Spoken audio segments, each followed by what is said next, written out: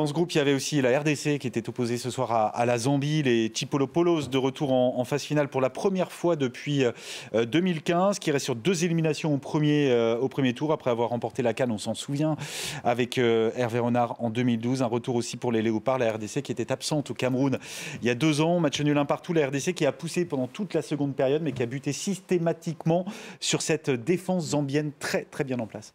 C'est un peu des scénarios de match que l'on voit depuis le début de la compétition, avec ces équipes qui sont supposées plus faibles, qui c'est vrai sont bien en place, et puis cette équipe qui normalement est censée être supérieure, qui a du mal effectivement à faire la différence.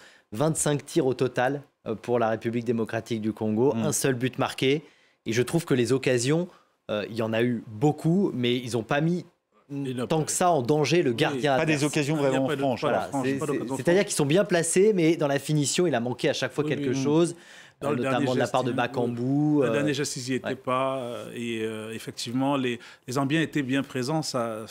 Avec Stopila Sunzu, c'est ancien de Sochaux. Oui, ancien de Sochaux. Je crois que c'est le dernier champion d'Afrique de la génération 2012. La génération de Zambie 2012.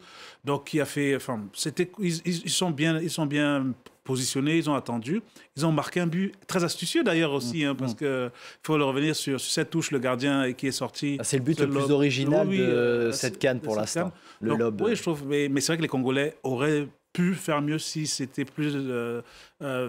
meilleur dans le dernier geste. Ils peuvent avoir des regrets quand même, et ça pourrait compter pour la suite, parce qu'évidemment ils vont affronter le Maroc, lors du deuxième match. Effectivement. S'ils se retrouvent avec un seul point, alors qu'on peut imaginer que la Zambie peut battre cette équipe de Tanzanie qui est la plus faible du groupe, attention au dernier match. Alors effectivement, ça sera contre la Tanzanie. Je sais qu'on n'est pas d'accord là-dessus, mais après, il suffit de battre la Tanzanie. Avec 4 points, on peut passer comme meilleur troisième. Exactement.